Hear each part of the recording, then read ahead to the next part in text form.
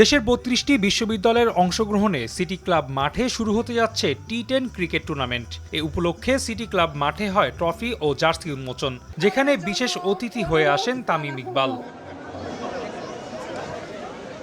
জাতীয়তাবাদী ক্রীড়া দলের এ টুর্নামেন্টের ব্র্যান্ড অ্যাম্বাসেডর তামিম ইকবালকে স্বাভাবিকভাবেই প্রশ্ন করা হয় আসন্ন বিশ্বকাপে জটিলতার সৃষ্টি হওয়া বাংলাদেশের খেলা নিয়ে। খেলাটাকে আবার মাঠে ফিরে নিয়ে আসতে হবে। সাবেক অধিনায়ক তামিম ইকবাল মনে করেন, বিশ্বকাপ কিংবা ক্রিকেট নিয়ে যে সিদ্ধান্তই নেওয়া হোক, সেটা নেওয়া উচিত বাংলাদেশ ক্রিকেটের ভবিষ্যতের কথা চিন্তা করে। আজকের ডিসিশন কিন্তু আগামী 10 বছর পর কি এফেক্ট পড়বে এগুলো সবকিছু চিন্তা করে যে জিনিসটা আমাদের বাংলাদেশের ক্রিকেটের জন্য ভালো, বাংলাদেশের প্লেয়ারদের জন্য ভালো, ওই ধরনেরই ডিসিশন নেওয়া উচিত। এ সময় বিসিবিকে পরামর্শ দিয়ে তামিম বলেন, দর্শকদের ভাবনার চেয়ে বাস্তববাদী হওয়াটা বেশ জরুরি, পাশাপাশি সরকারের সঙ্গে আলোচনা করাটাও গুরুত্বপূর্ণ।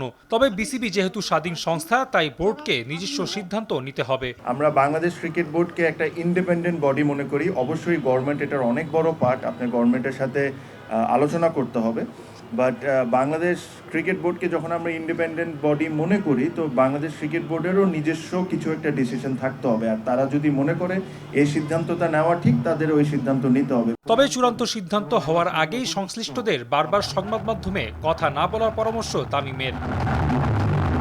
রাফি আমিন, RTV।